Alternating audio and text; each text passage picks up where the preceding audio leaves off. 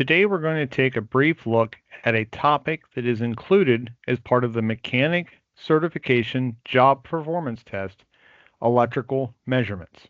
As a supplement to our existing video on Station 3 using a multimeter, I wanted to give a little bit more detail and a demonstration regarding taking various electrical measurements with a multimeter using an actual solenoid that we will be testing.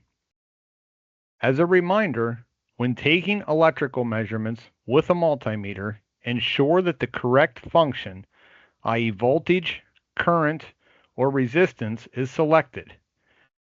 Start at the highest range and work down to a usable reading based on the measurement you are making, keeping in mind that the configuration and orientation of the various measurements is specific to the multimeter being used.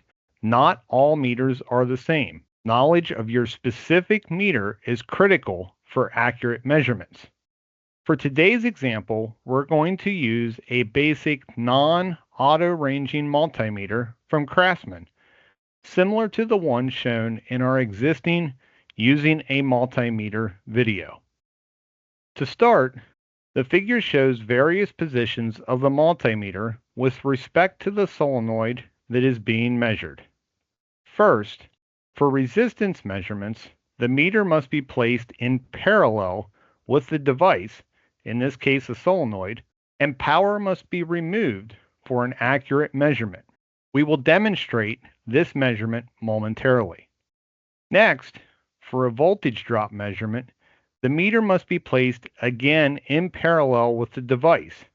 However, in order to measure the voltage drop, the switch must be closed or power supplied to take the voltage drop measurement. This too will be demonstrated momentarily. Finally, for current measurements, the meter must be placed in series, similar to a flow meter, in order to measure the current through the device.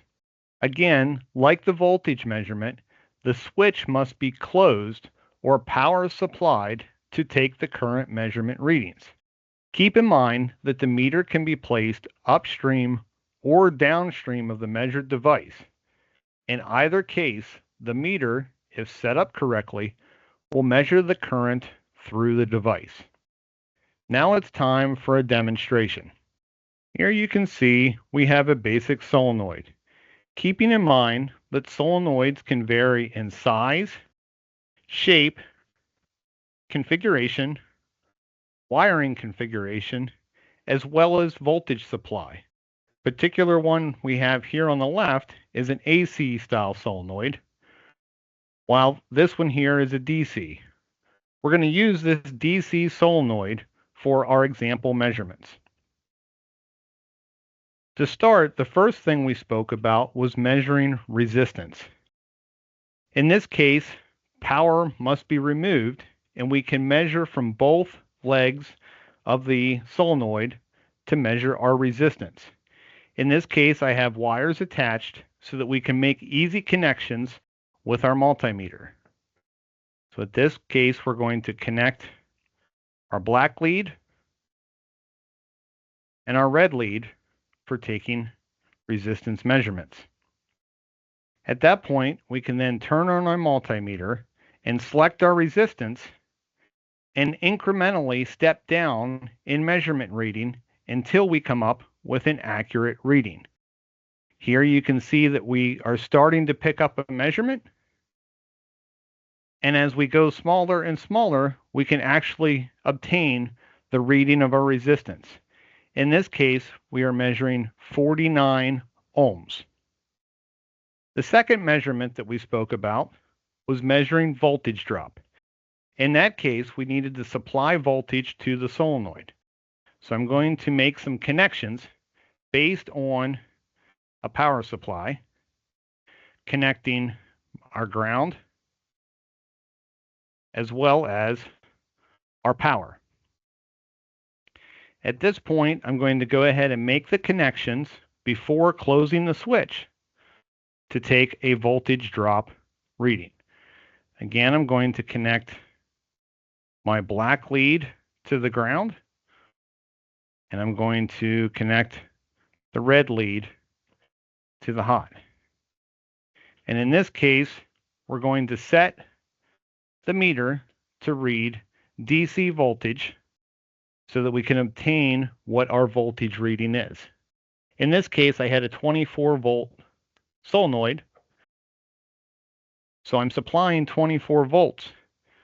And we can measure from this particular reading to see that we're measuring 23.3 volt drop across the solenoid. I'm going to remove the power. And in this case, we're going to then reposition our multimeter.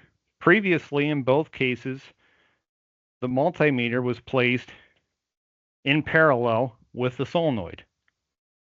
In this next instance, I'm going to break the connection for my power, and I'm going to place the meter in series.